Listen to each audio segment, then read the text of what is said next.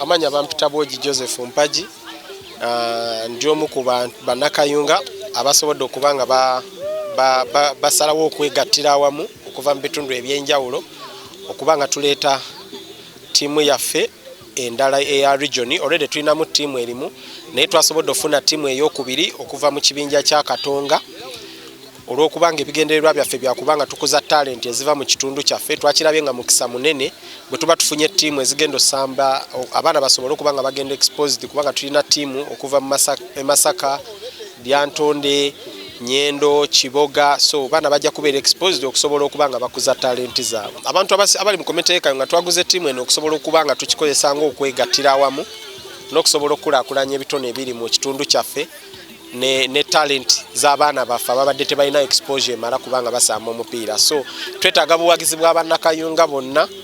Kyova olaba ttiimu nti eriko abantu okuva mu nsonda ez'enjawulo, okuva eBbaale, okuva e Nazigo, okuva e Kangulumira, okuva ne mu Kayunga ne saidi z'e Busaana.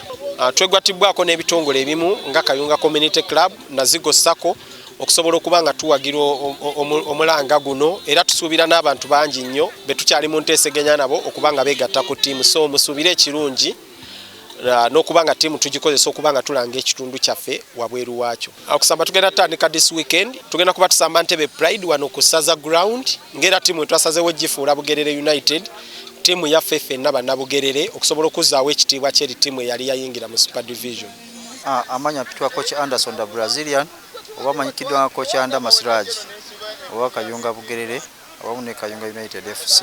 Omupiira gubadde fair, gubadde munyuvu, tubadde mu field game yaffe, gubadde mulungi okutwaliza wamu. Actually omupiira guno mbadde nsuubira okuba nti tusobola okuguwangula olw'obumanyirivu bwe tulina. Tuba tusamba ttiimu nga etwalanga ey'essomero naye nga obumanyi by'omupiira omupiira gwa dakiika zonna dakiika 9 gwede mali naye tusambye bulungi tuba tugesa abasambi baffe okulaba nti tubako tukyusakyusa ebipya mu ttiimu. Maaki eddako ku Sande twetesetese bulungi ebiganye tubirabye naye ebirungi tugenda kuba tubyongeramu tusuubiza abantu ttiimu ejja kuba bulungi tujja kuwangula omupiira okusooka.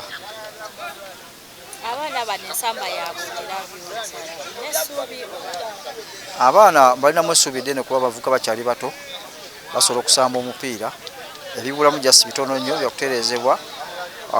Geemu yetuwa ekyokuyiga tugenda kuba tutereezamu mu nnaku ezi 2-3 etusigaza tusobole okugoba omupiira gwaffe. Erinnya Sserugo Wilberforce nga nze Managing Director wa Latifa Mixed Secondary School e Kabimbiri era nga nze manager wa Latifa Mixed Soccer Club. Kituufu ssomero era abaana bato naye ekituufu kiri nti omupiira gwonna oba ng'oyagala okwachivinga olina kubanga weewa challenges nga nneneko. So kati oba ng'oyagala okwachivinga side eri mu masomero olina oba exposinga ku basajja ab'amaanyi. Kuba tugenda ku nationals osanga ttiimu nga zirina abasajja abaddala naye sola abasomi nenga emibiri gy'amaanyi. So kati oba nga tuba exposinze ku tournament nga zino oyinza obutafunamu. Ekirala okusamba liigi eno kituyamba okukuumira abaana abalenzi nga bali wamu. Ebbanga ly'amala nga bali wamu style of play vaayo bulungi tugetuuka mu tournament ey'amaanyi nga ekisambibwa kivaayo bulungi.